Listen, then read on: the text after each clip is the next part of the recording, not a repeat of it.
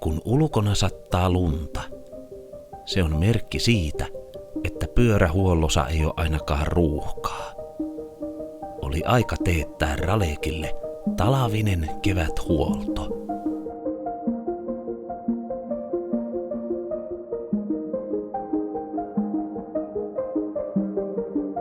Aloitin tämän Ralekin huoltovideoblogin kuvaamalla Ralekista muutamia fiilistelyotoksia ennen huoltoa.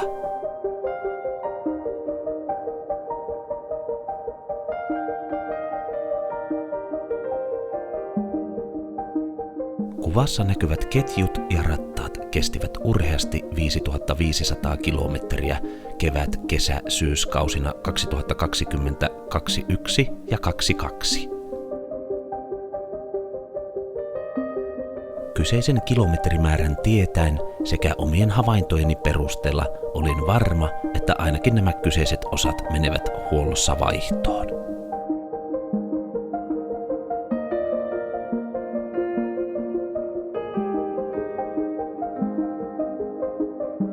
Pyörähuoltoliike sijaitsee Tapanilassa, joten se tietää lyhyttä lähijunamatkaa, ja lähdinkin taluttelemaan Ralekia pitkin talven tuoreita lumia matkalla kohti Pukinmäen asemaa. Taluttaessa huomasin, että lumi ja jää kertyvät aluksen rakenteisiin, kuten merisäätiedotuksessa sanotaan.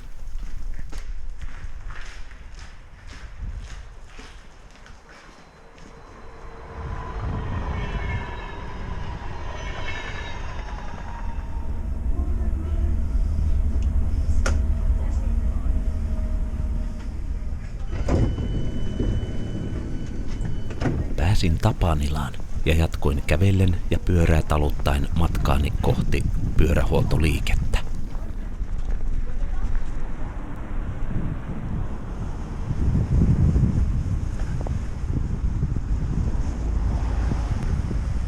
Jättäessäni pyörää huoltoon kävin vielä mekaanikon kanssa läpi muutamia yksityiskohtia huoltoa koskien. Sitten lähdin käymään viereisessä kiinalaisessa ravintolassa, hain sieltä iltaruuat ja lähdin käppäilemään kohti Tapanilan asemaa ja jatkuin siitä edelleen junalla matkaa kotia kohti.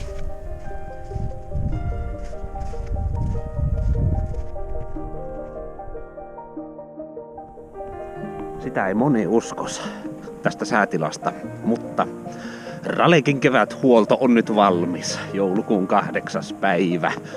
Vuonna 2022. Ai että, tämä säätila tänään keväthuollon valmistuessa. Tämä on sellainen juttu, johon varmaan palaan kevään ensimmäisellä lenkillä tunnelmoimaan tätä iltapäivää.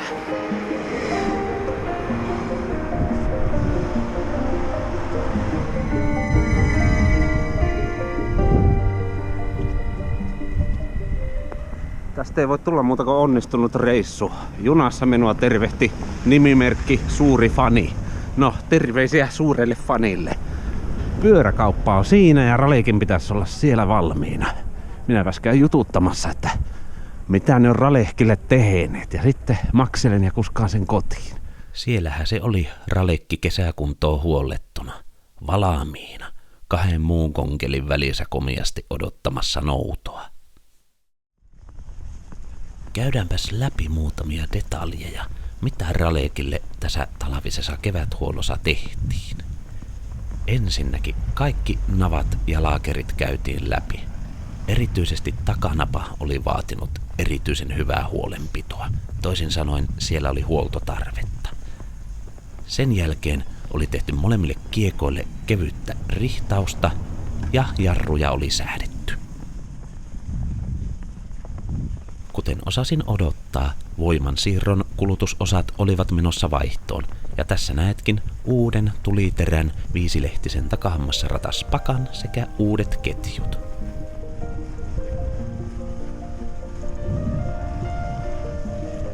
Mekaanikon mukaan antiikkisen takavaihtajan rissapyöräosasto alkaa olemaan käyttöikänsä loppupuolella ja orientoi minua siihen, että jossain vaiheessa on viisasta rakentaa takakiekko, johon saadaan mahdutettua 8-lehtinen takahammasratas pakka ja sen jälkeen pyörään laitettaisiin myös nykyaikainen takavaihtaja ja otettaisiin käyttöön vaihteiden vaihtoa varten nämä Shimanon Claris-kahvat, jotka tästä pyörästä jo löytyvätkin.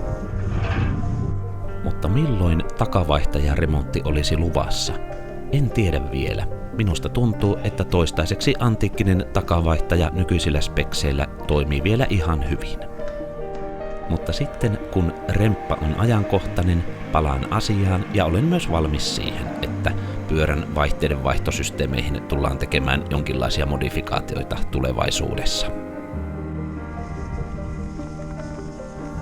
Ralekin talvinen keväthuolto oli simppeli ja miellyttävä projekti, ja tällä voice-over-painotteisella pienellä videoblogilla halusin sinulle tämän miellyttävän pyörähuoltokokemukseni jakaa.